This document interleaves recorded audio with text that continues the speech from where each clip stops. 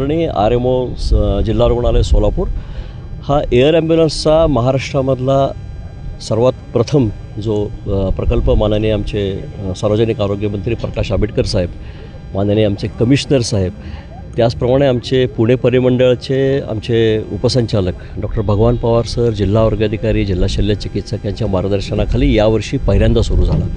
याचा उद्देशच असा होता की तातडीच्या परिस्थितीमध्ये एअरलिफ्ट करता यावं पेशंटला आणि त्याला उच्च दर्जाची वैद्यकीय सुविधा मिळावी.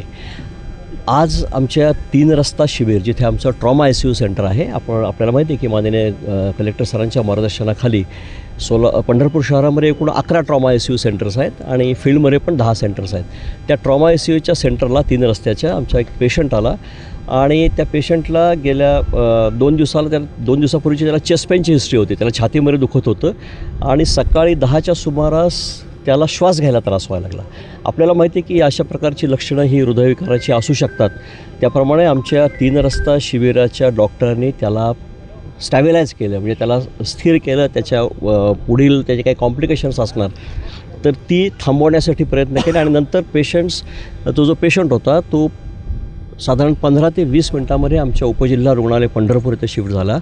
तिथे आमचे ACS जे आहेत डॉक्टर क्षीरसागर सर, आमची तिथली पूर्ण ॲनेस्थेशियाची टीम, फिजिशियनची टीम यांनी पेशंटला त्याच्या पुढची ट्रीटमेंट देऊन स्टॅबिलाइज केलं.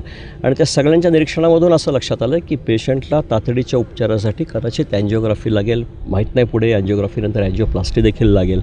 याच्यासाठी त्याला यशोधरा हॉस्पिटलमध्ये पेशंटला शिफ्ट करण्यात आलं. पेशंटचं नाव आहे बाळू पडळ आणि साधारण 50 वर्षाचा इसम आहे. रेग्युलर वारी करणारा इसम आहे, चालत वारी करणारे हे गृहस्थ आहेत. आणि पेशंट हे आहेत लाडसावंगी छत्रपती संभाजीनगरचे.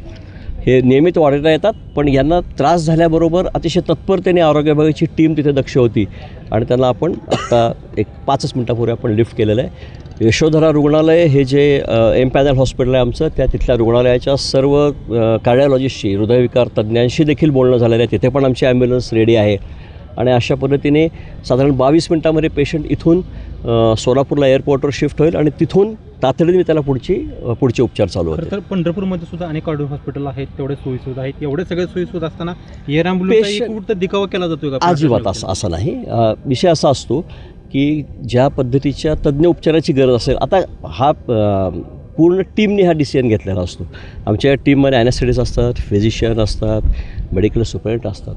त्यांच्या पद्धतीने त्यांनी निर्णय घेतलेला असतो आणि आपल्याला ह्याचा सगळ्याचा उद्देश काय आहे की पेशंटचा जीव वाचावा, त्याला तातडीचा. आपल्याला माहिती आहे की पेशंटला गेल्या 2 दिवसापासून त्रास होत होता, पण बऱ्याच वेळेला रुग्ण अंगावर काढतात आणि नंतर असं लक्षात येतं की पेशंट जरी वरवर जरी आपल्याला स्टेबल दिसेल असला तरी त्याच्या हृदयामधली गुंतागुंत आपल्याला कळणं हे अवघड गेले ते परत पुन्हा इकडे पेशंट करून येते.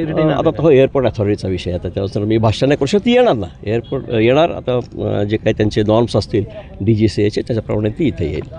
धन्यवाद.